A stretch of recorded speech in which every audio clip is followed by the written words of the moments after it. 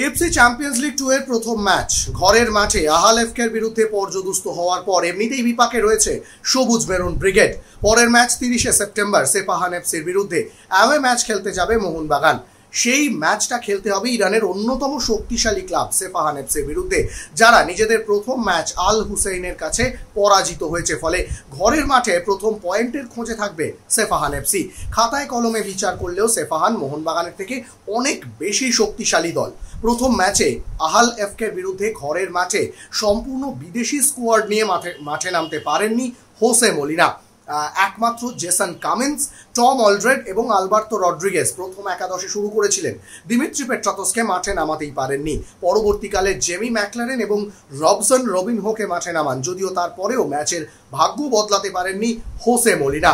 কিন্তু সেপাহান এফসির বিরুদ্ধে কি আরও বড় বিড়ম্বনার শিকার হতে পারে মোহনবাগান? তেমনটাই আশঙ্কা, কারণ পরের ম্যাচ খেলতে মোহনবাগানকে যেতে হবে ইরানে। গত মরশুমেও এএফসি চ্যাম্পিয়ন্স লিগ 2 খেলার সময় মোহনবাগানেই একই সমস্যার সম্মুখীন হয়েছিল, কারণ মোহনবাগানের যারা বিদেশি ফুটবলার রয়েছে তাদের মধ্যে অধিকাংশ বিদেশি ফুটবলাররা রয়েছেন যাদের অস্ট্রেলিয়া বা যুক্তরাজ্যের ভিসা রয়েছে।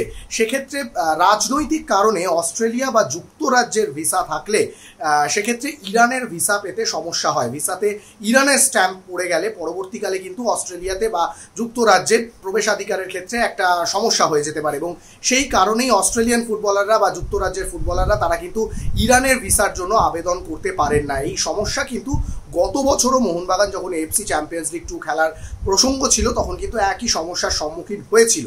যদিও শেষ পর্যন্ত যুদ্ধ পরিস্থিতির জন্য মোহনবাগান ইরানে খেলতে যায়নি এবং শেষ পর্যন্ত ভিসা সংক্রান্ত কোনো সমস্যার সমাধানও হয়নি।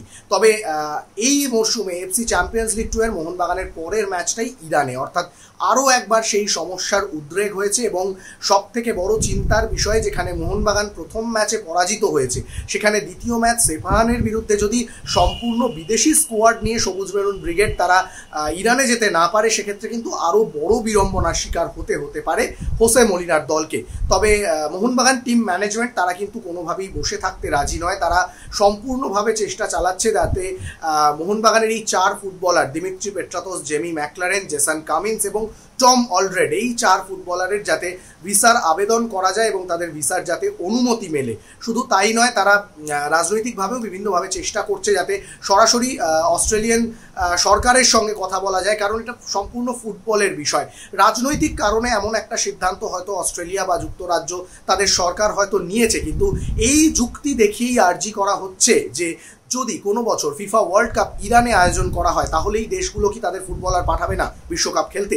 এমনটাই যুক্তি দেখিয়ে ফুটবলারদের ক্ষেত্রে কিছুটা নিয়ম লঘু করার একটা আবেদন করা হচ্ছে। যদিও এখনই সেটা বোঝা সম্ভব নয় যে শেষ পর্যন্ত এই 4 ফুটবলার তারা ভিসা পাবেন কিনা। এই 4 ফুটবলারের দ্বৈত নাগরিকত্ব থাকায় তারা হয়তো বিভিন্ন দেশে ফুটবল খেলার ক্ষেত্রে নিজেদের কেরিয়ারের ক্ষেত্রে সুবিধা পেয়েছেন। তবে মোহনবাগানে কিন্তু এই সমস্যাটা বড় হয়ে দাঁড়াচ্ছে, কারণ যেহেতু এএফসি চ্যাম্পিয়ন্স লিগ খেলতে তাদের ইরানে যেতে হবে এবং হোসে মলিনা তিনিও কিন্তু নিশ্চয়ই চাইবেন যে তার দলের সম্পূর্ণ শক্তি নিয়ে যাতে সেপাহান এফসির বিরুদ্ধে মাঠে নামতে পারে। কারণ কঠিন ম্যাচ হলেও মোহনবাগান কিন্তু চাইবে তারা এই ম্যাচ থেকে যদি 1 পয়েন্টও তুলে নিয়ে আসতে পারে অ্যাওয়ে ম্যাচে, তাহলে কিন্তু সেটা অবশ্যই সবুজ মেরুন ব্রিগেডের জন্য খানিকটা স্বস্তির হবে। এবং তার আগে কিন্তু এই ভিসা সমস্যা মেটাতে হবে, এবং তার জন্য মোহনবাগান ম্যানেজমেন্ট তারা কিন্তু পুরো দস্তুর চেষ্টা চালাচ্ছে।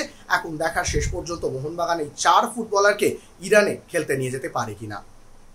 সৌরভ মুখার্জি, রে স্পোর্টস।